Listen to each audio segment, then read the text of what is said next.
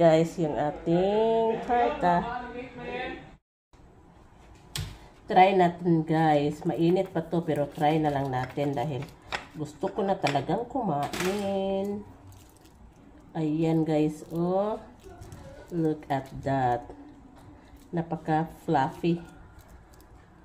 Oh my god. Oh my gosh. Tingnan nyo.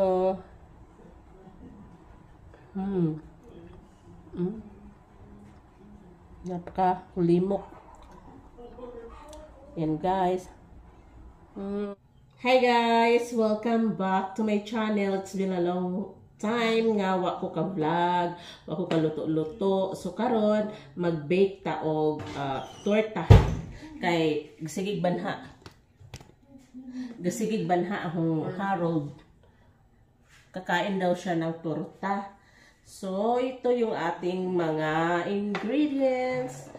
Meron tayong asukal na puti. This is 3/4 cup. Then may 4 tayong na egg yolk. Meron tayong isang tasang harina. Half a cup of evaporated milk.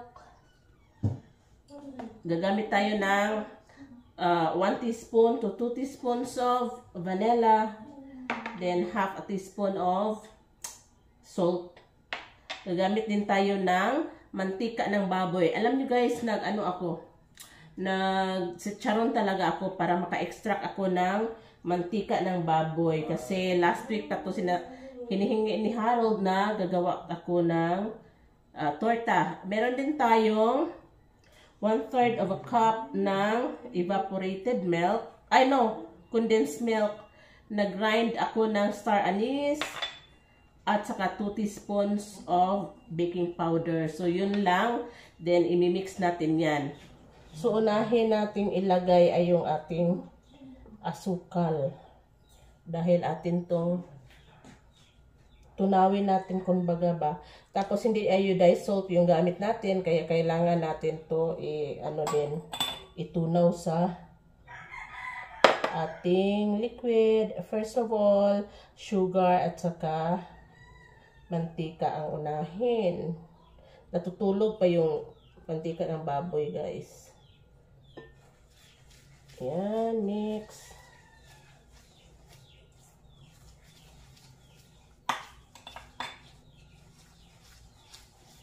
Tapos, itong ating yolk. Para ma-mix talaga yan guys, gagamit na tayo ng electric mixer.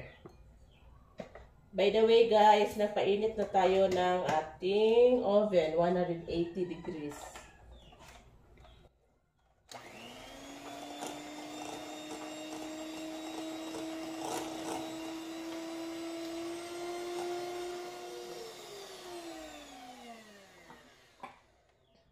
Lagay natin tong ating star anise at saka itong ating condensed milk.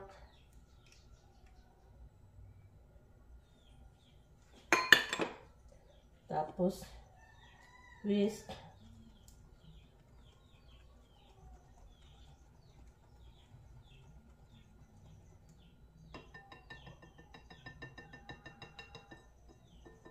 Tapos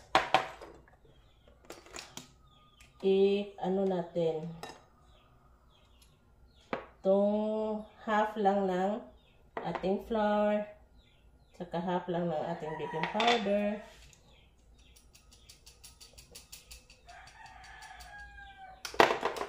Okay. Ang igaw.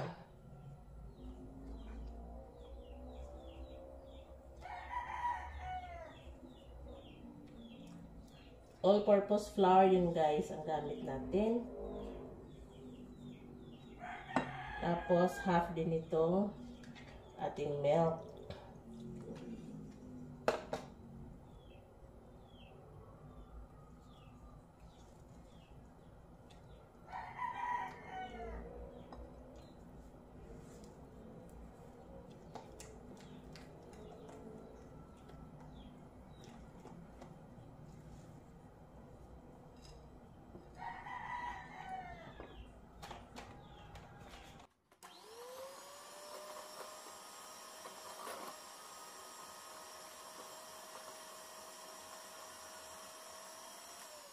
dili nangamoy bawang tong aking torta guys dahil yung chicharon na ginawa ko maraming bawang.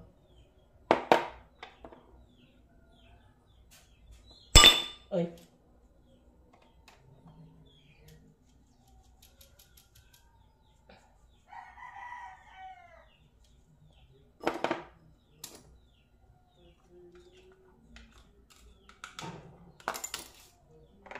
Baka makalimutan natin maglagay ng panela.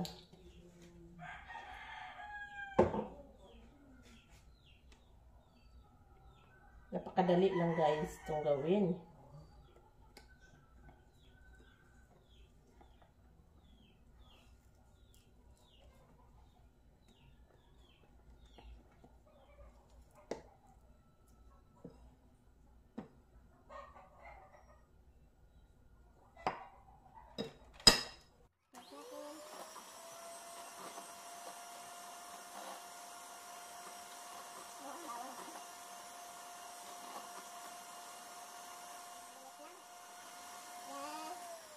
So, ready na yan para sa ating i-bake. Yan na natin ito lalagyan ng ano?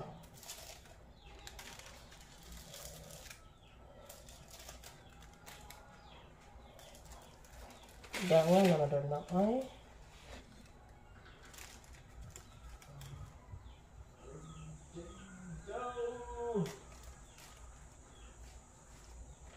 Malupit.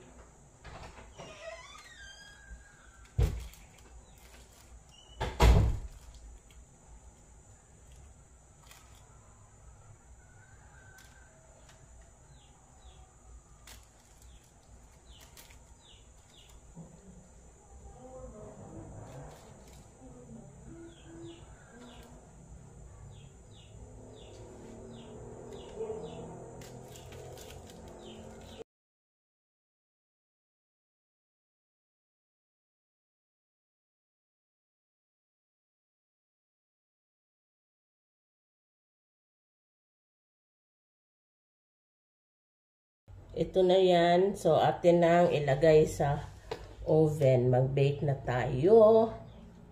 Dira ang oven, init na kayo. Ay, init na. So, madali lang po.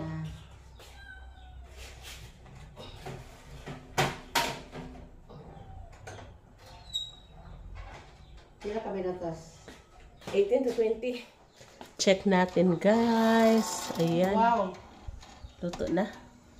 Kuhaguan kompit mapi. Nakalimutan ko. Kompit. Yan. Okay na yan. Guys. Ito sa kasidla na yan. Yan. So, maglagay tayo ng star margarine habang mainit pa. Yan, margarine. Okay, mga magdidiktan out, Mr. Beast. Mag-voice over na lang ako guys dahil napakatukative naming tatlo. Si Kyle yung nag-video sa akin, tapos si Mama nagba-vlog din sa kanya. Natatawa pa nga kami dahil yung kanya daw camera is madilim. So yun nga, dapat pahiran talaga ng margarine pagkakain para mag-melt. Pagkatapos niyan, sprinkle ng sugar on top. Then, nasa inyo na yan kung damihan nyo ng sugar. Pero sa akin, dapat konti lang dahil matamis na ang ating tinapay or torta. So, hintayin lang yan na lumamig para dali lang balatan yung ating torta. Wrapper niya.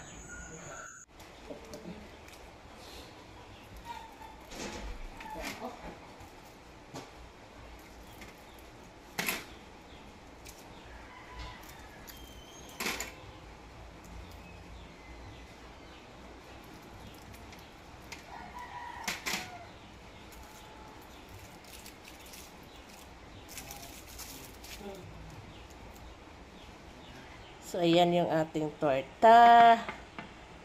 Ayan, guys. Ang ating torta. Try natin.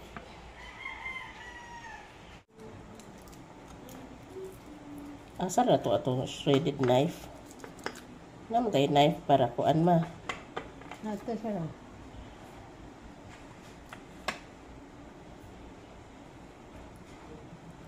Napakalambot guys, oy. Lambot yun na. Wala gamay ma. Tingnan nyo guys, oh.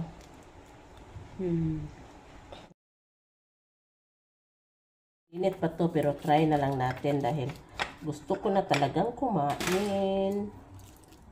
Ayan guys, oh. Look at that.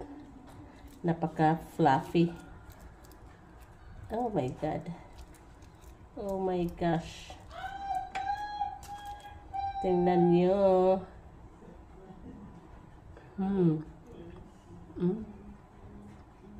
Napaka-limok. Yan guys.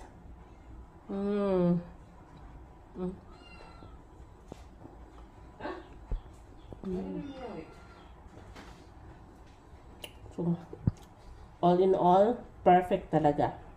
So, try nyo rin.